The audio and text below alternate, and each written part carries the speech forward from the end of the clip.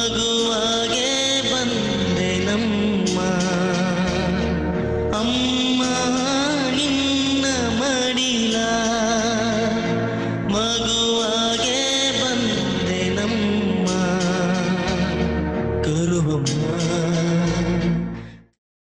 Hi hello ನಮಸ್ತೆ ಪ್ರೀತಿಯ ವೀಕ್ಷಕರೇ, ನಾನು ನಿಮ್ಮ deadly Ravi Srivatsa. Deadly today the day 69 69ಕ್ಕೆ ನಿಮ್ಮೆಲ್ಲರನ್ನು ಪ್ರೀತಿಯಿಂದ ಸ್ವಾಗತಿಸ್ತಾ ಇದ್ದೇನೆ.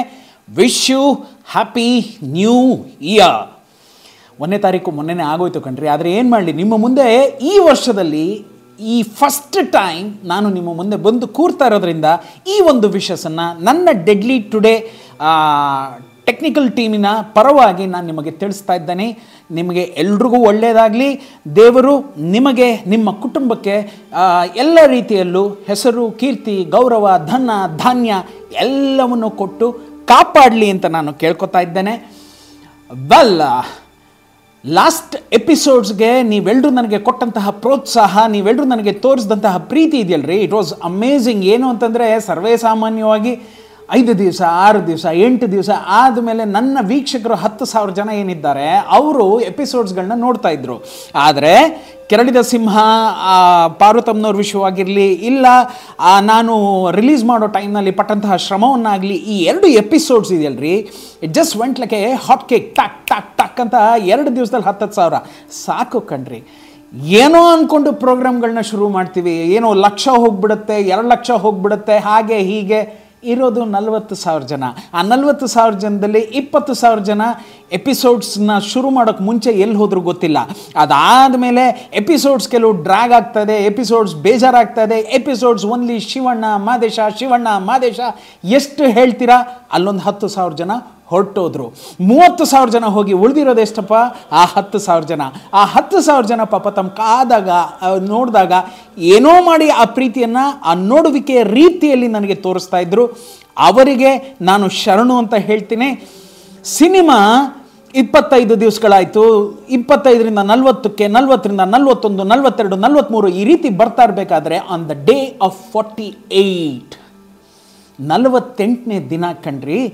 ಆ ದಿನ ನಾನು ಬೆಳಗ್ಗೆ ಯಾಕಾದ್ರೂ ಎದ್ನೋ, ಯಾಕಾದರೂ ಜನರು ಮಾತಾಡ್ತಾ ಇದ್ದಂತಹ ಆ ಮಾತುಗಳು ನನ್ನ ಕಿವಿಗೆ ಬಿತ್ತೋ, ಯಾಕಾದರೂ ನಾನು ಟಿ ವಿಯನ್ನು ಆನ್ ಮಾಡಿದ್ನೋ, ಯಾಕಾದರೂ ಆ ಒಂದು ಕೆಟ್ಟ ವಿಷಯವನ್ನು ನಾನು ಆ ಟಿ ವಿಯಲ್ಲಿ ನೋಡಿ ಭಯಗೊಂಡು ಅವ್ರನ್ನ ಕಾಂಟ್ಯಾಕ್ಟ್ ಮಾಡಲಿಕ್ಕೆ ಪ್ರಯತ್ನ ಪಟ್ಟನೋ, ಇದೆಲ್ಲ ಯಾಕಾದರೂ ಅನ್ನೋ ಒಂದು ಪ್ರಶ್ನೆಯಲ್ಲೇ ಇತ್ತು. ಆದರೆ ವಿಧಿಲಿಖಿತ ಅದೆಲ್ಲವನ್ನು ನಾನು ಫೇಸ್ ಮಾಡಲೇಬೇಕಾದಂತಹ ಆ ಪರಿಸ್ಥಿತಿ, ಆ ದಿನ, ಅದೆಲ್ಲವನ್ನು ಮುಗಿಸಿ ಈಗ ನಿಮ್ಮ ಮುಂದೆ ಬಂದು ಕೂತಿದ್ದೇನೆ. 48ನೇ ದಿನ ಬೆಳಗಿನ ಜಾವ ನನಗೆ ಫೋನು, ಸಾಮಾನ್ಯವಾಗಿ ಏನು ಅಂತಂದರೆ, ಸಿನಿಮಾ ರಿಲೀಸ್ ಆಗಬೇಕಾದ್ರೆ, ಸಿನಿಮಾ ಶೂಟಿಂಗ್ ಆಗಬೇಕಾದ್ರೆ, ಸಿನಿಮಾದ ಪ್ರೀ ಪ್ರೊಡಕ್ಷನ್ ವರ್ಕ್ ಆಗಬೇಕಾದ್ರೆ ಈ ಫೋನು ತುಂಬ ಹೊಡ್ಕೊಳ್ಳುತ್ತೆ ಕಣ್ರಿ. ಏನು ಇಲ್ಲದೇ ಇರೋ ಸಂಬಂಧಗಳನ್ನೆಲ್ಲ ತೋರಿಸ್ತಾರೆ, ಇಲ್ಲದೇ ಇರೋ ಪ್ರೀತಿಯೆಲ್ಲ ತೋರಿಸ್ತಾರೆ. ಅಣ್ಣ ಅಂತಾರೆ, ಸಾರ್ ಅಂತಾರೆ, ಸಾರ್ ನಾನು ಸಾರ್ ಅಂತಾರೆ, ಸಾರ್ ಹೀಗೆ ಸಾರ್, ಇದೆಲ್ಲ ತುಂಬ ಮುತ್ತುದುರಿಸೋ ಮಾತುಗಳನ್ನು ತುಂಬ ಮಾತಾಡ್ತಾರೆ. ಅದೇ ಒಂದು ಸರಿ ಒಬ್ಬ ನಿರ್ದೇಶಕ ತನ್ನ ಸಿನಿಮಾವನ್ನು ಮುಗಿಸಿ ಕೂತ ಅಂದ್ಕೊಳ್ಳಿ, ಅವನು ಸತ್ತ ಅನ್ನೋ ರೀತಿಯಲ್ಲಿ ಟೆಕ್ನಿಷಿಯನ್ಸ್ ಆಗಿರ್ಬೋದು, ಆರ್ಟಿಸ್ಟ್ ಆಗಿರ್ಬೋದು, ಜನನೂ ಆಗಿರ್ಬೋದು, ಎಲ್ಲರೂ ನಮ್ಮನ್ನು ಅಷ್ಟು ನಿಕೃಷ್ಟವಾಗಿ ನೋಡ್ತಾರೆ. ಸಾಮಾನ್ಯವಾಗಿ ಆ ದಿನಗಳಲ್ಲಿ ಫೋನು ರಿಂಗ್ ಆಗೋದೇ ಇಲ್ಲ ಕಣ್ರಿ. ನಾವು ನೋಡ್ತಾ ಇರಬೇಕು, ಯಾರು ಮಾಡ್ತಾರೋ, ಯಾರು ಕರೀತಾರೋ, ಯಾರು ಕೆಲಸ ಕೊಡ್ತಾರೋ ಅಂತ. 48ನೇ ದಿನ ಅದೇ ಪರಿಸ್ಥಿತಿಯಲ್ಲಿತ್ತು. ಶಿವಣ್ಣನವರ ಸಿನಿಮಾ ಮಾಡಿದ್ರೂ ಕೂಡ ಏನಾಗಿತ್ತಲ್ಲ ಕಾಂಟ್ರವರ್ಸೀಸು, ಏನಾಗಿತ್ತಲ್ಲ ನನ್ನ ಕೂಗಾಟ, ಅರಚಾಟ, ಮಗದೊಂದು ಶಿವಣ್ಣನವರ 4 ಸಿನಿಮಾ ಆಗಬೇಕಾಗಿತ್ತಲ್ಲ, ಅದೆಲ್ಲ ನಿಂತು ಹೋಗೋ ಪರಿಸ್ಥಿತಿಯಲ್ಲಿ ಬರ್ತಾ ಇತ್ತಲ್ಲ. ಜನ ರವಿ ಶ್ರೀವತ್ಸ ಸತ್ತೇ ಹೋದ ಅಂತ ತಿಳ್ಕೊಂಡ ಕಣ್ರಿ. ಆ ನಿಟ್ಟಿನಲ್ಲಿ ಇರಬೇಕಾದ್ರೆ ಇದ್ದಕ್ಕಿದ್ದಾಗ 48ನೇ ದಿನ ಬೆಳಗ್ಗೆ 6:30 ಫೋನ್ ಯಾವಾಗ ಟ್ರಿಂಗ್ ಡಿಫ್ರೆಂಟ್ ಫೋನ್ ಕಾಲ್ಸ್ ಬರ್ಲಿಕ್ಕೆ ಶುರು ಆಯಿತು. 7:15 ಫೋನನ್ನು ಸೈಲೆಂಟ್ಗೆ ಹಾಕಿದೆ. ಆದರೂ ಆ ವೈಬ್ರೇಷನ್ ಮೋಡು ಇದೆಲ್ಲವನ್ನು ಅನುಭವಿಸಿ ಏನಯ್ಯ ಇಷ್ಟು ಫೋನು ಅಂತ ನೋಡಿದ್ರೆ 20-21 ಮಿಸ್ ಕಾಲ್ಗಳಿತ್ತು. ಸರಿ, ಆದರೆ ವೆರಿ ಇಂಪಾರ್ಟೆಂಟ್ ಯಾರು ಅಂತಂದರೆ, ನನ್ನ ಆ ಒಂದು ಮಾದೇಶ ಜರ್ನಿಗೆ ತುಂಬ ಸಹಕರಿಸಿ ಎಲ್ಲ ರೀತಿಯಲ್ಲೂ ಒಬ್ಬ ಅಣ್ಣನ ಸ್ಥಾನದಲ್ಲಿ ನಿಂತಹ ಗಂಗು ಫೋನ್ ಇತ್ತಲ್ಲ, ಅದು ಒಂದು 14 ಮಿಸ್ ಕಾಲ್ ಇತ್ತು.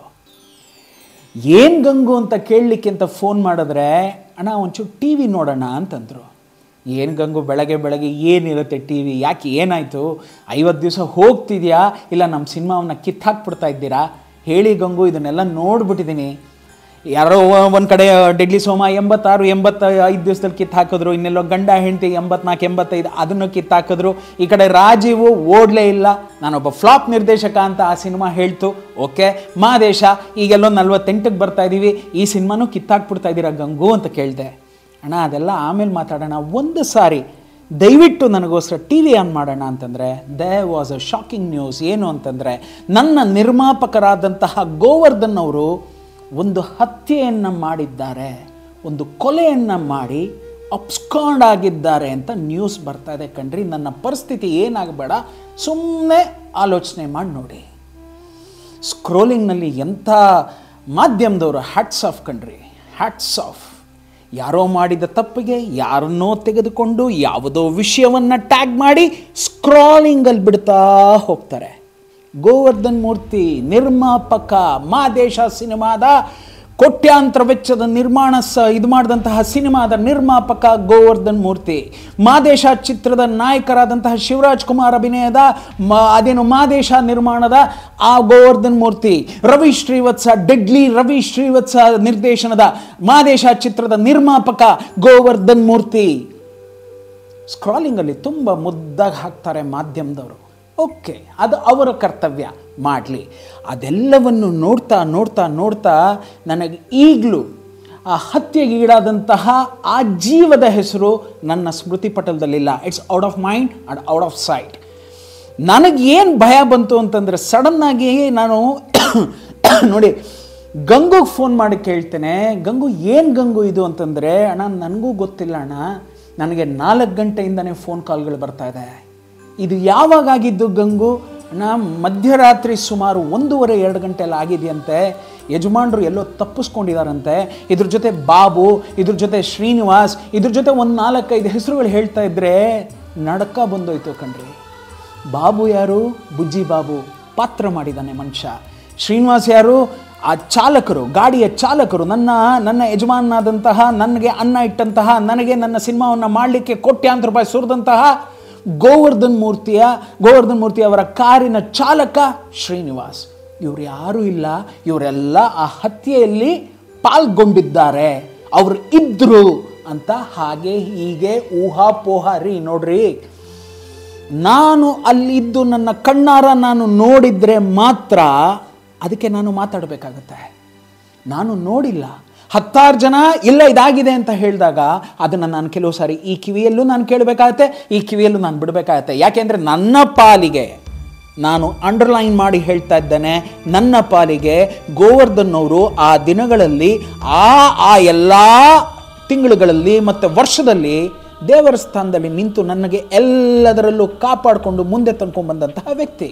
ನಾನು ಹೇಗೆ ನಂಬಿಡ್ಬೇಕಾಗತ್ತೆ? ನನಗೆ ಅನ್ನ ಇಟ್ಟವನು ಇಲ್ಲ ಅದರಲ್ಲಿ ವಿಷ ಇಟ್ಟಿದ್ದಾನೆ ಅಂತ ಯಾವನೋ ಅಂದ್ಬಿಟ್ರೆ ನಾನು ಅನ್ನಕ್ಕಾಗತ್ತಾ? ನಾನು ತಿಂದಿದ್ದೀನಿ 365 ದಿನಗಳ ಕಾಲ 2 ಹೊತ್ತು ಅನ್ನ, 2 ಹೊತ್ತು ತಿಂಡಿ, ಕೇಳಿದಂತಹ ಜ್ಯೂಸ್ ಆಗಿರಲಿ, ಕಾಫಿ ಆಗಿರಲಿ, ಮತ್ತೊಂದಾಗಿರಲಿ ಎಲ್ಲವನ್ನೂ ಕೊಟ್ಟಂತಹ ವ್ಯಕ್ತಿ ಇಲ್ಲ ಕಣಯ್ಯ ನಿನಗೆ ವಿಷ ಇಟ್ಟ, ಇಲ್ಲ ಕಣಯ್ಯ ನಿನಗೆ ಉಚ್ಚೆ ಕುಡಿಸ್ದ, ಇಲ್ಲ ಕಣಯ್ಯ ಅದೇನೋ ಮಾಡ್ದ ಅಂದರೆ ನಾನು ಯಾಕ್ರಿ ನಂಬಲಿ? ನಾನು ಜೀವಂತವಾಗಿ ಬದುಕಿದ್ದೀನಲ್ಲ. ಪ್ರಪಂಚ ಅನ್ನತ್ತೆ ಅಂತ ನಾನು ನಂಬಕ್ಕಾಗಲ್ಲ. ನಾನು ನನ್ನ ಕಣ್ಣುಗಳಲ್ಲಿ ನೋಡಬೇಕು, ನಾನು ನನ್ನ ಕಿವಿಯಾರ ಕೇಳಬೇಕು. ಕೇಳಿದ್ದು ಸುಳ್ಳಾಗಬಹುದು, ನೋಡಿದ್ದು ಸುಳ್ಳಾಗಬಹುದು, ನಿಧಾನಿಸಿ ಯೋಚಿಸಿದಾಗ ನಿಜವು ತಿಳಿಯುವುದು. ಈ ಹಾಡನ್ನು ರಾಮ ಲಕ್ಷ್ಮಣ ಅನ್ನೋ ಒಂದು ಸಿನಿಮಾದಲ್ಲಿ ಬೇಬಿ ಇಂದ್ರ ಅಂತ ಏನಿತ್ತು ಆ ಹೆಣ್ಮಗು ಹಾಡಿದಂಥ ಹಾಡಿತು. ಅದನ್ನೆಲ್ಲ ಆಲಿಸಿ ಕೇಳಿಸಿ ಪಾಲಿಸ್ಕೊಂಡು ನಾವು ಬಂದಂತಹ ಜನರು ನಾವೆಂಗೆ ನಂಬಿಡಕ್ಕಾಗತ್ತೆ? I never believed that my Govardhan sir, he has killed someone. He has murdered someone. ಚಾನ್ಸೇ ಇಲ್ಲ. ಸಾಲದಕ್ಕೆ ಬಾಬು ಯಾರು ಅಂತಂದರೆ ಅವನು ಏನೇ ಮಾಡಿರ್ಬೋದು ಕಣ್ರಿ. ಸ್ಪಾಟಿಗೆ ಬಂದು ಹೀರೋಯಿನ್ನ ಪಟಾಯಿಸ್ಕೊಂಡು ಹೋಗಿರ್ಬೋದು, ಇಲ್ಲ ಮತ್ತೊಂದು ಮಾಡಿರ್ಬೋದು. ಆದರೆ ಆ ಹುಡುಗ ಆ ಟೈಮಲ್ಲಿ ನನಗೆ ಮಗನಿಗಿಂತ ಹೆಚ್ಚಾಗಿ ಎಲ್ಲ ರೀತಿಯಲ್ಲೂ ಸಪೋರ್ಟ್ ಕೊಟ್ಟಂಥ ಹುಡುಗ ಶ್ರೀನಿವಾಸ್. ಗಾಡಿಯನ್ನು ಚಾಲನೆ ಮಾಡಬೇಕಾದ್ರೆ ಶ್ರೀನಿವಾಸ್ ಶಾರ್ಟ್ಗೆ ಗಾಡಿ ಬೇಕು ಶ್ರೀನಿವಾಸ್ ಅಂತಂದರೆ, ಕೊಗ್ಲು ಕ್ರಾಸಿಂದ ಹಿಡಿದು ನಾನು ಕೇಳಿದಂಥ ಯಾವುದೇ ಲೊಕೇಶನ್ಗಾಗಿರಲಿ ಹಂಗೆ ಬಂದು ಬುಲೆಟ್ ಇದ್ರಲ್ಲಿ ಸ್ಪೀಡಲ್ಲಿ ತಂದು ಗಾಡಿನ ನಿಲ್ಲಿಸ್ತಾ ಇದ್ದಂತಹ ಚಾಲಕ, ಆ ಜೀವ ಏನೋ ಮಾಡಿದೆ. ನಾನು ಹಿಂಗೆ ನಂಬಲಿ? ನಾನು ನಂಬಕ್ಕೆ ನನಗೂ ಬಂದು ಅವಕಾಶ ಕೊಡ್ರಪ್ಪ. ಎಲ್ಲ ಏನೇನೋ ಹೇಳ್ತಾ ಇದ್ದಾರೆ, ಮಾಡ್ತಾ ಇದ್ದಾರೆ, ಅದು ಇದು ಏನು ಶುರು ಆಗೋಯ್ತು. ಬೆಳಗಿನ ಜಾವದಲ್ಲೇ ತಗೊಳ್ಳಿ ಹಾಕ್ಕೊಂಡು ಗುಮ್ತಾ ಇದ್ದಾರೆ. ಯಾರಿಗೋ ಹೋಗು ಮೈಕಿಡು ಅವರೇನೋ ಹೇಳ್ತಾರೆ, ಯಾರಿಗೋ ಹೋಗು ಏನೋ ಮಾಡು ಅವರೇನೋ ಹೇಳ್ತಾ ಇದ್ದಾರೆ, ಹೋಗು ಅಲ್ಲ ಲೊಕೇಶನಲ್ಲಿ ತೋರಿಸು. ಇದೆ ಆ ಜೀವ ಹೋಗಿದೆಯಲ್ಲ, ಅದಕ್ಕೆ ನಾನು ಇವತ್ತು ಅಯ್ಯೋ ಅಂತೀನಿ. ಆ ಜೀವಕ್ಕೆ ಏನನ್ನ ಕಳ್ಕೊಂಡಿದ್ದಾರಲ್ಲ ಆ ಮನೆಯವ್ರಿಗೆ ನಾನು ಇವತ್ತು ಅಯ್ಯೋ ಅಮ್ಮ, ಅಕಸ್ಮಾತ್ ನನ್ನ ಮನೆಯಲ್ಲಾಗಿದ್ರು ಕೂಡ ನಿನ್ನ ಕಣ್ಣಲ್ಲಿ ಬಂದಂತಹ ಕಣ್ಣೀರೇ ನನಗೂ ಬರ್ತಾ ಇತ್ತು ತಾಯಿ, ನಿನ್ನ ಕಣ್ಣಲ್ಲಿ ಬಂದಂತಹ ರಕ್ತದ ಕಣ್ಣೀರೇ ನನ್ನ ಮನೆಯಲ್ಲೂ ಬರ್ತಾ ಇತ್ತು ತಾಯಿ. ನಾನು ಆ ವಿಷಯಕ್ಕೆ ನಾನು ಬರ್ತಾ ಇಲ್ಲ ತಾಯಿ. ನಾನು ನಿಮ್ಮ ಮನೆಯಲ್ಲಿ ಆದಂಥ ಅನಾಹುತದ ವಿಷಯವಾಗಿ ನಾನೇನು ಮಾತಾಡ್ತಿಲ್ಲ ತಾಯಿ.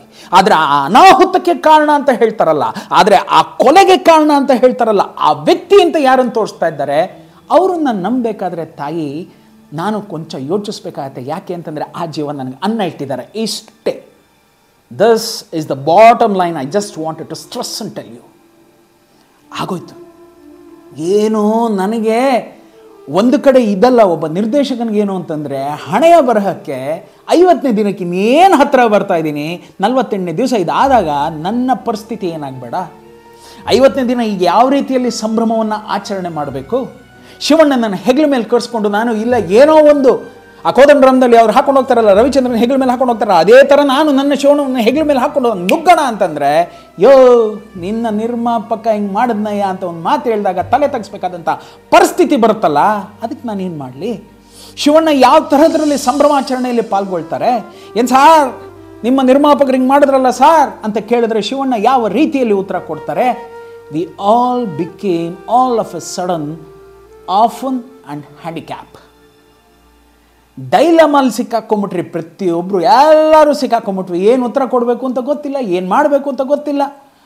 ಆಗ ಪುಣ್ಯಕ್ಕೆ ನಮ್ಮ ಮನೆ ಬರಕ್ಕಿದ್ದಿದ್ದ 3-4 ಮಾಧ್ಯಮ ಈ ಥರ ಏನಾದ್ರು ಈ ಕ್ಷಣದಲ್ಲಿ ಇದೆಯಲ್ಲ ಆ ಥರ ಏನಾದರೂ ಇದ್ದಿದ್ದರೆ ಆಲ್ ಯೂಟ್ಯೂಬರ್ಸ್ ಆಲ್ ಅದೇನು ಹೇಳ್ತಾರಲ್ಲ ಟಿ ವಿ ಚಾನಲ್ಸ್ ಮತ್ತೊಂದು ನಮ್ಮನ್ನು ಹಾಕೊಂಡು ಗುಂಬಿಟ್ರೆ ಅವ್ರು ಹಂಗೆ. ಪುಣ್ಯಕ್ಕೆ ಸದ್ಯ ಇರಲಿಲ್ಲಪ್ಪ. ಆಗಿದ್ದಿದ್ದು ಒಂದು 3 ಚಾನಲ್ಲು. ಆ 3 ಚಾನಲಲ್ಲಿ ಹಾಕಿರೋ ಸ್ಕ್ರಾಲಿಂಗ್ಗೆ ಇವತ್ತು ಈ ಹಣೆಯ ಪಟ್ಟಿಯಲ್ಲಿ ಹಿಂಗಿಂದ ಹಿಂಗೆ ಹೋಗುತ್ತೆ, ಲೆಫ್ಟ್ ರೈಟ್ ಹೋಗುತ್ತೆ, ರೈಟ್ ಲೆಫ್ಟ್ ಬರುತ್ತೆ. ಅಷ್ಟು ಹಾಕ್ಕೊಂಡು ನಮ್ಮನ್ನು ಗುಂಬಿಟ್ಟಿದ್ರು. ನೋ ವೇ ನೋ, ಅದೇನೋ ಹೇಳ್ತಾರಲ್ಲ ತಪ್ಪಿಸ್ಕೊಳ್ಳೋಕೆ ಸಾಧ್ಯನೇ ಇರಲಿಲ್ಲ. ಅಲ್ಲಿಗೂ ಯಾವುದೋ ಒಂದು ಚಾನಲಿಂದ ಫೋನ್ ಬರುತ್ತೆ, ಇಲ್ಲಿಂದ ಯಾವುದೋ. I never attended, I never spoke, I never not even ಅಟೆಡ್ a single word in front of any media. ಯಾಕೆ? ನೋಡಿಲ್ಲ, ಕೇಳಿಲ್ಲ, ನಾನು ಹಿಂಗೆ ಮಾತಾಡಲಿ?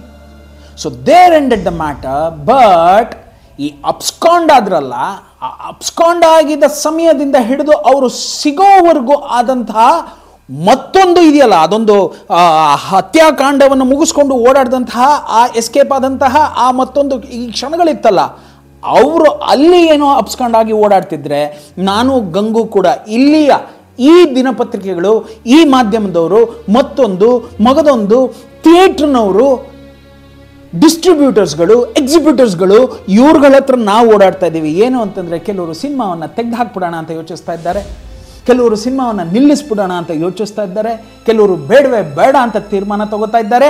ನಾವು 50ನೇ ದಿವಸಕ್ಕೆ ದಾಪ್ಕಾಲ್ ಹಾಕ್ತಾ ಇದ್ದೇವೆ. 51ನೇ ದಿನ ಐ ಥಿಂಕ್ 3rd ಡೇ ನಮ್ಮ ಗೋವರ್ಧನ್ ಸರ್ ಅವರು, ಬಾಬು ಅವರು ಮತ್ತು ಜಗದೀಶ್ ಶ್ರೀನಿವಾಸ್ ಅವರು ಇವರೆಲ್ಲ ದೂರದ ಯಾವುದೋ ಒಂದು ಎಗೈನ್ ನನ್ನ ಸ್ಮೃತಿ ಪಟಲದಲ್ಲಿ ಅಲ್ಲಿಲ್ಲ, ಯಾವುದೋ ಊರು ಐ ಥಿಂಕ್ ಚೆನ್ನೈಯೋ ಮತ್ತೊಂದು ಎಲ್ಲೋ, ಅಲ್ಲಿ ತಮ್ಮನ್ನು ತಾವು ಸರೆಂಡರ್ ಮಾಡ್ಕೋತಾರೋ ಇಲ್ಲ ಪೊಲೀಸವರು ಐ ಥಿಂಕ್ ಯಾರೋ ಅವರೊಬ್ಬರೇನೋ ಹೆಸರಿತ್ತು, ಜಿ ಇಂದ ಏನೋ ಶುರು ಆಗುತ್ತೆ, ಅವ್ರ ಹೆಸರು ಏನೋ ಬರುತ್ತೆ, ತುಂಬ ಚೆನ್ನಾಗಿದೆ. ಅವ್ರು ಹೋಗಿ ಇವ್ರನ್ನೆಲ್ಲ ಕರ್ಕೊಂಬರ್ತಾರೆ, ಮತ್ತೊಂದು ಮಾಡ್ತಾರೆ, ಮಗದೊಂದು ಮಾಡ್ತಾರೆ. ಎಲ್ಲವನ್ನೂ ಮಾಡಿದ ತಕ್ಷಣ ಅವರನ್ನು ತೆಗೆದುಕೊಂಡು ಹೋಗಿ ಪರಪನ ಅಗ್ರಹಾರದ ಜೈಲಿನ ಕೋಣೆಯಲ್ಲಿ ಇಡ್ತಾರೆ. ಈ ಎಲ್ಲವೂ ಆಗ್ತಾ ಇರಬೇಕಾದ್ರೆ ಈ ಪಕ್ಕದಲ್ಲಿ ಬಂದಾಗ ಹೇಳ್ತೀನಿ, ಚೆನ್ನಾಗಿ ಕೇಳಿಸ್ಕೊಳ್ಳಿ. ಎಲ್ಲರೂ ಕೇಳಿದ್ರಲ್ಲ, ಸಾರ್ ನಿಮ್ಮ ಸಿನಿಮಾ ಸಕ್ಸಸ್ಸಾ, ಸಾರ್ ನಿಮ್ಮ ಸಿನಿಮಾ ಫ್ಲಾಪಾ, ಸಾರ್ ನಿಮ್ಮ ಸಿನಿಮಾ ಚೆನ್ನಾಗಾಯ್ತಾ ಇಲ್ಲ ಇಸ್ಕೊಂಡೋಯ್ತಾ, ಇದೆಲ್ಲ ಕೇಳ್ತಿರಲ್ಲಪ್ಪ. ಈಗ ಕೊಡ್ತೀನಿ ತಗೊಳ್ಳಿ. ನನ್ನ ಸಿನಿಮಾ ಥಿಯೇಟ್ರಿಕಲ್ ಶೇರ್ ಅಂತ ಹೇಳಿ 3.25 ಕೋಟಿ ರೂಪಾಯಿಯನ್ನು ಸಂಪಾದನೆ ಮಾಡುತ್ತೆ. ಆ 49, 50, 51ನೇ ದಿನದ ಆಸುಪಾಸಿನಲ್ಲಿ 3,50,00,000 ಥಿಯೇಟ್ರಿಕಲ್ ಶೇರ್ ಅಂತ ತೆಗೆದುಕೊತದೆ. ನಂತರ 99 ಲಕ್ಷ ಸ್ಯಾಟಲೈಟಿಂದ ಬರ್ತದೆ. ಉದಯ ಟಿವಿ ಸೆಲ್ವಂನವರು ಇದಕ್ಕೊಂದು ಮುದ್ದಾದ ಕಥೆಯನ್ನು ನಾನು ಹೇಳ್ತೀನಿ. ಈ ಹಿಂದೆ ಹೇಳಿದ್ನೋ ಇಲ್ವೋ ಗೊತ್ತಿಲ್ಲ. ನನ್ನನ್ನು ಸೆಲ್ವಂ ಅವರು ಕರೆದು ಉದಯ ಟಿವಿ ಆಫೀಸಲ್ಲಿ ಕೂರಿಸ್ಕೊಂಡು that was the first time Udaya ಟಿವಿಯ ಆ ಒಂದು ಹಿರಿಯ ತಲೆಯ ಮುಂದೆ ನಾನು ಕೂತು ನನ್ನ ಸಿನಿಮಾದ ವ್ಯವಹಾರಿಕವಾದ ಎಲ್ಲ ವಿಷಯಗಳನ್ನು ಮಾತಾಡ್ತೇನೆ. ನಿಮಗೆ ನೆನಪಿರ್ಬೋದು, ಜಿ ಟಿ ವಿ ರಘುನೋ ಇಲ್ಲ ರಘುರಾಮ್ ಅವ್ರನ್ನ ಶಿವಣ್ಣ ಈ ಸಿನಿಮಾಗೆ ಹಾಕಿದ್ದ ಕಾರಣ ಏನು ಅಂತಂದರೆ, ಆ ಹುಡುಗ ಯಾವುದೋ ಒಂದು ಚಾನಲ್ಗೆ ನಮ್ಮ ಸಿನಿಮಾವನ್ನು ಮಾರಿಸ್ತಾರೆ ಅಂತ. ಆದರೆ ಆ ಹುಡುಗಂಗೆ ಆಗಲಿಲ್ಲ. ಪಾಪ ಸುವರ್ಣ ಅವ್ರನ್ನ ಕರ್ಕೊಂಬಂದರು, ಮತ್ತೊಬ್ರನ್ನ ಕರ್ಕೊಂಬಂದರು, ಯಾರನ್ನೋ ಕರ್ಕೊಂಬಂದರು. ಅದು ವ್ಯವಹಾರಿಕವಾಗಿ ಏನು ವರ್ಕೌಟೇ ಆಗಲಿಲ್ಲ. And I got A call from mister Selvam sir. ಡೈರೆಕ್ಟಾಗಿ ಹೋಗ್ತೀನಿ, ಕೂರ್ತೀನಿ. ನಾನು ಯಾವ ಮಟ್ಟದಲ್ಲಿ ಕೂತೆ ಅಂತಂದರೆ, ಸ್ನೇಹಿತರ ಆಗಿನ ಕಾಲದಲ್ಲಿ ಸ್ಯಾಟಿಲೈಟ್ 1 ಕೋಟಿಯನ್ನು ದಾಟಿದ್ದೇ ಇಲ್ಲ. ಇತಿಹಾಸನೇ ಇಲ್ಲ. ಮಾದೇಶನ ಸಮಯದಲ್ಲಿ ಇತಿಹಾಸ ಇಲ್ಲ. ಆ ಟೈಮಲ್ಲಿ ನಾನು ಕೂತ್ಕೊಂಡು ನಾನು ಕೇಳಿದಂತಹ ಅಮೌಂಟ್ ಏನು ಅಂತಂದರೆ 1,26,00,000 ರೂಪಾಯಿ ಬೇಕು ನನ್ನ ಸಿನಿಮಾಗೆ ಅಂತ ಕೇಳ್ತೀನಿ. ಇಲ್ಲಿ ಗೋವರ್ಧನ್ ಇಲ್ಲ, ಇಲ್ಲಿ ಗಂಗು ಇಲ್ಲ, ಯಾರು ಇಲ್ಲದೆ ಒಬ್ಬನೇ ಹೋಗಿ ಕೂತು ಮಾತಾಡ್ತಾ ಇರುವಾಗ ತದನಂತರದ ಕ್ಷಣಗಳಲ್ಲಿ ಗಂಗು ಓಡ್ ಬರ್ತಾರೆ. ಅಣ್ಣ ಅಂತಂದರು, ಬನ್ನಿ ಗಂಗು ಕೂತ್ಕೊಳ್ಳಿ ಅಂತಂದೆ. ಸೆಲ್ವಂ ಸರ್ಗೆ ಪರಿಚಯ ಮಾಡಿಸ್ಕೊಟ್ಟೆ. He is my production executive, he is the caretaker of the film ಅಂತ ಹೇಳಿದೆ. ಎಲ್ಲವೂ ಆದಮೇಲೆ ಮಾತುಕತೆ ಶುರು ಆದಾಗ ಸೆಲ್ವಂ ಅವರು ಹೇಳ್ತಾರೆ, என்ன ரவி சார் இப்படி சொல்கிறீங்க, எனக்கு தெரியும் படம் ரொம்ப பெரிய படம்னு எனக்கு தெரியும். ஆனால் நீங்கள் இந்த மாதிரி 126 சொன்னால் இப்போ நீங்கள் பார்த்தீங்கன்னா ಅಂದರೆ ನೀವೀಗ ನೋಡ್ಕೊಂಬಂತು ಅಂತಂದರೆ ಯಾವ ಸಿನಿಮಾನು ಕೋಟಿ ದಾಟಿದ್ದಿಲ್ಲ. ಆ ಥರದ ಏಕಾಏಕಿ ಹಂಗೆ ಹೋಗ್ಬಿಟ್ರೆ ಹಿಂಗೆ ಅದು ಇದು ಅಂತೆಲ್ಲ ಮಾತಾಡಿದ್ರೆ ತುಂಬ ಪಟ್ಟಿಡ್ದು ಕೂತಿದ್ದೆ ನಾನು. ಯಾಕೆಂತಂದರೆ ನನ್ನ ಸಿನಿಮಾ ಆ ಮಟ್ಟಕ್ಕೆ ಸದ್ದು ಮಾಡಿತ್ತು. This was before release. ಹೀಗಿರೋವಾಗಲೇ ಸೆಲ್ವಂ ಅವರು ಕಾಫಿಯನ್ನು ತರಿಸ್ಕೊಡ್ತಾರೆ. ತಿಂಡಿಯನ್ನು ತಿಂತೀರಾ ಅಂತ ಕೇಳ್ತಾರೆ. ಏನೂ ಬೇಡ ಸ್ವಾಮಿ, ಕಾಫಿ ಸಾಕು ಅಂದ್ವಿ. ಎಲ್ಲವೂ ಆದಮೇಲೆ ವ್ಯವಹಾರಿಕವಾಗಿ ಕೂತು ಮಾತಾಡ್ತಾ Madesha was sold to Udaya TV for 99 lakhs without any tax. ಅದಕ್ಕೇನೋ ಟ್ಯಾಕ್ಸೋ ಗೀಕ್ಸೋ ಅಂತ ಏನೋ ಕಟ್ ಮಾಡ್ತಾರೆ ಕಣ್ರಿ, ಅದೆಲ್ಲ ನನಗೆ ಗೊತ್ತಿಲ್ಲ. ನಾನು ಹೇಳಿದ ಒಂದೇ ಮಾತು, ನೀವು 99 ಕೊಡ್ತಾ ಇದ್ದೀರಾ, ಕೊಡ್ತಾ ಇದ್ದೀವಿ. ಅದರಲ್ಲಿ ಒಂದೇ ಒಂದು ಬಿಡುಗಾಸ್ ಕೂಡ ನೀವು ಯಾವುದನ್ನು ಹಿಡಿಯೋ ಆಗಿಲ್ಲ. ಆ 99 ನನ್ನ ನಿರ್ಮಾಪಕರ ತೆಕ್ಕೆಗೆ ಇಲ್ಲ ಜೇಬಿಗೆ ಹೋಗಿ ಹಾಗೆ ಬೀಳಬೇಕು ಅಂತಲೇ ನಾನು ಷರತ್ತು ಹಾಕಿದ್ದು. For that Selvam sir he promised one more thing. ಏನು ಅಂತಂದರೆ, ರವಿ ಈ ಸಿನಿಮಾ ನೀನು ನನಗೆ ಬಿಟ್ಕೊಟ್ಟಿದ್ದೀಯ ಅಲ್ವಾ, ನೀನು ಯಾವುದಾದ್ರು ಒಂದು ನೆಕ್ಸ್ಟ್ ಸಿನಿಮಾ ಮಾಡಿದ್ರೆ ಆ ಸಿನಿಮಾಗೆ ನೀನು ಕೇಳಿದ ರೇಟನ್ನು ಕೊಡ್ತೀನಿ ಅಂದಾಗಲೇ ಮುತ್ತು ನಮ್ಮಪ್ಪ ಅನ್ನೋ ಒಂದು ಸಿನಿಮಾ ಮಾಡಿದಾಗ ಏನಾಯಿತು ಅನ್ನೋದು ಅದು ಮುಂದಿನ ಯಾವುದಾದ್ರು ಜೀವನದಲ್ಲಿ ನಾನು ಬದುಕಿದ್ರೆ, ನಾನು ಉಸಿರಿದ್ರೆ ಆ ಕಥೆಯನ್ನು ಹೇಳ್ತೀನಿ. ಅದನ್ನು ಬಿಟ್ಬಿಡೋಣ. 99 lakhsಗೆ ನಾವು ಸ್ಯಾಟಲೈಟಿಗೆ ಕೊಟ್ವಿ. 3 crores 50 lakhs ಥಿಯೇಟ್ರಿಕಲ್ ಶೇರ್. ನನ್ನ ಆಡಿಯೋ ಹೋಗಿದ್ದು 27 ಲಕ್ಷ. ಟೋಟಲ್ ಮಾಡಿದಾಗ 4 crores 76 lakhs was the income of Madesha. ಈಗ ಬರ್ತೀನಿ, ಎಷ್ಟಯ್ಯ ನೀನು ಖರ್ಚು ಮಾಡಿದ್ದು ಅಂತ ನೀವು ಕೇಳ್ಬೋದು. ನಾನು ಖರ್ಚು ಮಾಡಿದ್ದು 4.25 ಕೋಟಿ ರೂಪಾಯಿ. 4.25 ಕೋಟಿಯನ್ನು ನಾನು ಖರ್ಚು ಮಾಡಿದ್ದೆ. ಗೋವರ್ಧನ್ ಅವರು ಶ್ರೀಯುತ ರವಿ ಬೆಳಗೆರೆ ಅವರಿಗೆ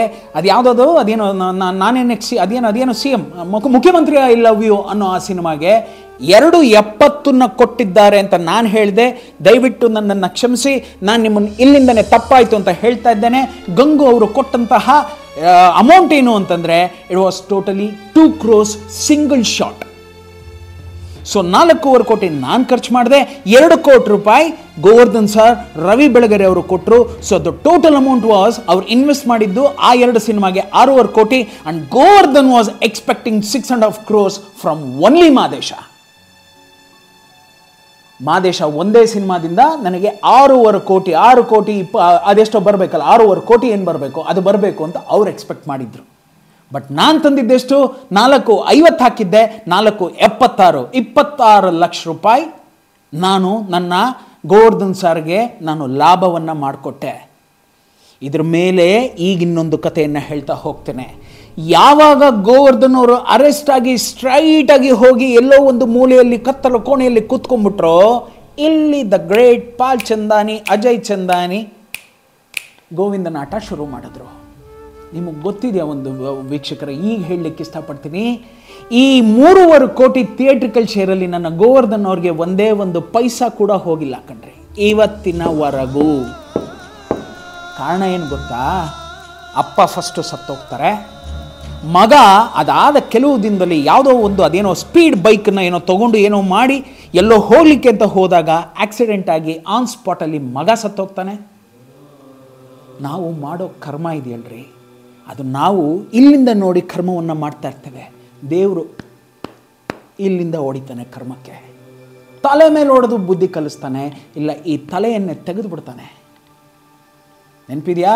ಕ್ಯಾ ಕ್ಯಾ ಪೂಛ ರೇ ಸುಬಹ ಸುಬಹ ಕಾಯ್ಕೋ ಫೋನ್ ಕರ್ ರೇ ಅಂತ ಕೇಳಿದ್ನಲ್ಲ, ದ ಗ್ರೇಟ್ ಪಾಲ್ ಚಂದಾನಿ.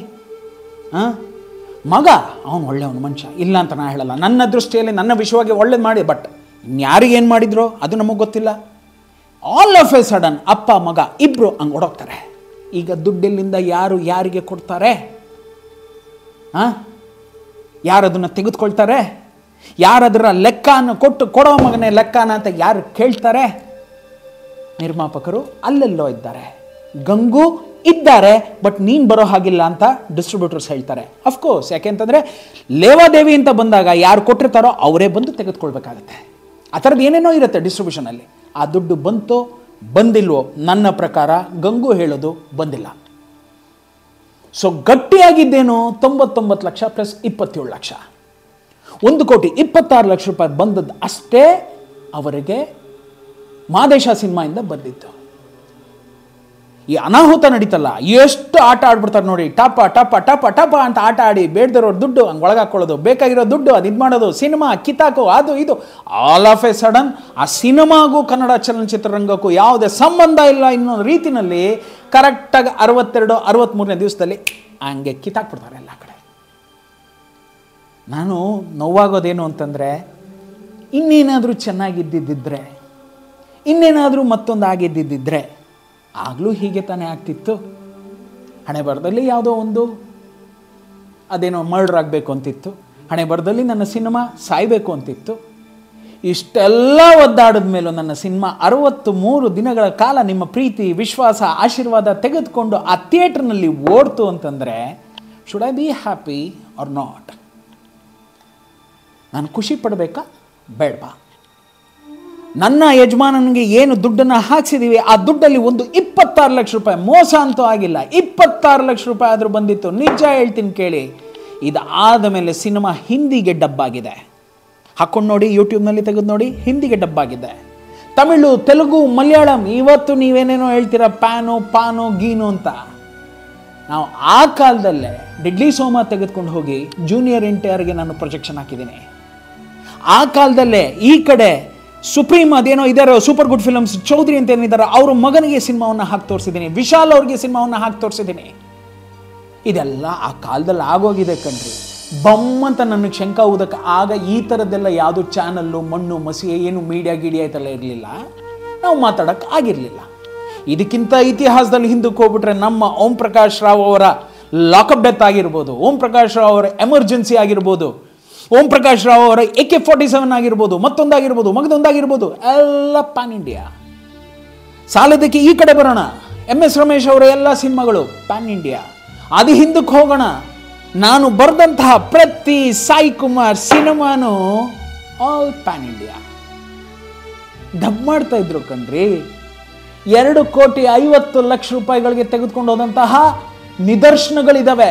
ನಾವು ಬರೆದಂತಹ 97, 98, 99 ಅನ್ನೋ ಆ ಸೀರೀಸ್ನಲ್ಲೇ 2.5 ಕೋಟಿಗೆ ಹೋಗಿದ್ವಿ ತೆಲುಗು ಡಬ್ ಮಾಡಲಿಕ್ಕೆ ರೈಟ್ಸ್. ಅದು ಈ ಯಾವುದ್ರಿ, ನಾನು ಅದೇ ಹೇಳದ್ನಲ್ಲ, 25 ಲಕ್ಷ ರೂಪಾಯಿಗೆ ಮಾರ್ದಂತಹ ಒಂದೇ ಒಂದು ಪೊಲೀಸ್ ಸ್ಟೋರಿ 10 ಕೋಟಿ ರೂಪಾಯಿ ಮಾಡ್ತು ಅಂತಂದ್ರೆ ನಂಬ್ತೀರೇನ್ರಿ? ಈಗ ಯಾವ್ದ್ರಿ, ಇದು ಯಾವುದೋ 100 ಕೋಟಿ ಆಗ್ಬಿಟ್ಟು 200 ಕೋಟಿ ಮಾಡಿದ್ವಿ, 300 ಕೋಟಿ ಮಾಡಿದ್ವಿ. 25 ಲಕ್ಷ ಎಲ್ಲಿ, 10 ಕೋಟಿಯಲ್ಲಿ? ಸುಮ್ಮನೆ ಊಹೆ ಮಾಡ್ಕೊಂಡು ನೋಡಿ. ಇನ್ನು ಯಾರು ಮಾಡಿಲ್ದೇ ಇರೋದು, ಯಾರಪ್ಪನೂ ಹುಟ್ಟಿಸ್ದೇ ಇರೋ ಮಕ್ಕಳನ್ನ ಯಾವ ಗಂಡಸು ಕೂಡ ಈಗ ಹುಟ್ಟಿಸ್ತಾ ಇಲ್ಲ ಕಣ್ರಿ. ಎಲ್ಲ ರಪ್ದಿರೋ ಹುಟ್ಟಿಸಿದ್ಮೇಲೆ ನೀವು ಹುಟ್ಟುಬಿಟ್ಟು ನೀವು ನಿಮ್ಮ ಮಕ್ಕಳನ್ನ ಹುಟ್ಟಿಸ್ತಾ ಇರೋದು. ಇದಕ್ಕೆ pan, fan, LAN, wifi, hifi, network, ಇದಕ್ಕೊಂದೊಂದೊಂದೊಂದೊಂದೊಂದೊಂದು ಉಟ್ಕೊಂಡಂಗೆ ಇಂಗ್ಲೀಷನ್ನ ದೊಡ್ಡದು ಮಾಡ್ತಾ ನೀವು ಅದಕ್ಕೊಂದು ಪದ ಕೊಡ್ತೀರಿ. ನಾವು ಅದಕ್ಕೆ ರೀಮೇಕ್ ಅಂತ ಇದ್ವಿ, ಡಬ್ಬಿಂಗ್ ಅಂತ ಇದ್ವಿ. ಈಗೆಲ್ಲ ಹೈ ಕ್ಲಾಸ್ನವರಲ್ಲ, ಎಲ್ಲರೂ ಏನು ನಮ್ಮ ಒಂದು ಕಾರ್ಪೊರೇಟ್ ಲೆವೆಲಲ್ಲಿ ಇದ್ದಾರೆ. ಎಲ್ಲರೂ ಅದಕ್ಕೊಂದೊಂದೊಂದೊಂದು ಹೆಸರು ಹೇಳ್ತಾರೆ. ಹಾಳಾಗೋಗ್ಲಿ, ಅದೆಲ್ಲ ಮುಗೀತು. ಇದು ನಮ್ಮ ಮಾದೇಶ ಇನ್ನು ತಮಿಳಿಗೆ ಡಬ್ಬಾಗಿಲ್ಲ, ತೆಲುಗುಗೆ ಡಬ್ಬಾಗಿಲ್ಲ, ಮಲಯಾಳಮು ಕೊಟ್ಟಿಲ್ಲ, ಎಲ್ಲೂ ಕೊಡೋರು ಯಾರು? ಆ ಜೀವ ಹೋಗಲ್ಲಿ ಕೂತಿರ್ಬೇಕಾದ್ರೆ ಯಾರು ಬಂದು ಇದನ್ನು ತೊಗೊಂಡೋಗಪ್ಪ ಇದನ್ನ ಇಟ್ಕೊಳ್ಳಪ್ಪ ಅಂತ ಯಾರು ಮಾರ್ತಾರೆ? ಯಾರೂ ಮಾರೋಕ್ಕಾಗಲ್ಲ. ಅಲ್ಲಿಗೆ ಅದು ಸತ್ತೋಯ್ತು. ಇದಿಷ್ಟು ಆಗ್ತಾ ಇದೆ ಅನ್ನೋವಾಗಲೇ ನನಗೆ ಭಯ ಶುರು ಆಗಿದ್ದೇನು ಅಂತಂದರೆ, ಈ ನಮ್ಮ ಪುಣ್ಯಾತ್ಮ ಇದ್ನಲ್ರಿ, ದ ಗ್ರೇಟ್ ರವಿ ಬೆಳಗೆರೆ, ಇವನ ಈ ಆಟವನ್ನು ಈಗ ತೆರೆದಿಡೋ ಸಮಯ. ಮಾದೇಶನ ಈ 69 ಎಪಿಸೋಡ್ಗಳೇ ಒಂದು ಹಂತಕ್ಕೆ ಬಂದು ನಿಂತ್ಕೋತು ಅಂತಂದರೆ, ಇದು ಒಂದು ಎಪಿಸೋಡೇ ಇನ್ನೊಂದು ಹಂತಕ್ಕೆ, ಇನ್ನೊಂದು ತೂಕಕ್ಕೆ ತೆಗೆದುಕೊಂಡು ಹೋಗುತ್ತೆ. ಯಾವ ವ್ಯಕ್ತಿ ಆಗಿರಲಿ, ಯಾವ ಜರ್ನಲಿಸ್ಟ್ ಆಗಿರಲಿ, ಇಲ್ಲ ಯಾವ ಮನುಷ್ಯತ್ವ ಇರೋ ಮನುಷ್ಯನೇ ಆಗಿರಲಿ, ಮಾಡಬಾರ್ದು. ರವಿ ಬೆಳಗೆರೆ ನನ್ನ ಗೋವರ್ಧನ್ ಅವರು ಹೋಗಿ ಎಲ್ಲೋ ಒಂದು ಕಡೆ ಕೂತಾಗ ಆ ವ್ಯಕ್ತಿಯನ್ನು ಹಾಗೆ ಅಮುಕ್ಬಿಡ್ಬೇಕು, ಆ ವ್ಯಕ್ತಿ ಹೊರಗಡೆನೇ ಬರಬಾರ್ದು ಅನ್ನೋ ನೀತಿಯಲ್ಲಿ ಟಕ್ಕಂತ ಒಂದು ಗೇಮನ್ನು ಆಡಿದ್ರಲ್ಲ, ಆ ಗೇಮ್ ಏನು ಅನ್ನೋದನ್ನು 70th ಡೇ ನಿಮ್ಮ ಮುಂದೆ ಬಂದು ಸಂಕ್ಷಿಪ್ತವಾಗಿ ವಿವರಿಸ್ತೀನಿ. Hardly a day we are ending this episodes. ಮುಂದಿನ ಆ ದಿನದಲ್ಲಿ ನಿಮ್ಮ ಮುಂದೆ ರವಿ ಶ್ರೀವತ್ಸ. Good bye. ನವಮಾಸದ ರೂಪ ನೀನು, ಈ ಹೃದಯದಿ ಮಿಡಿತ ನೀನು, ಈ ಧರೆಯ ಬೆಳಕ ನೀನಾಗು ದೀಪವೇ, ತಾಯಿ ಒಡಲ ಕರುಳ ಕೂಗಿದು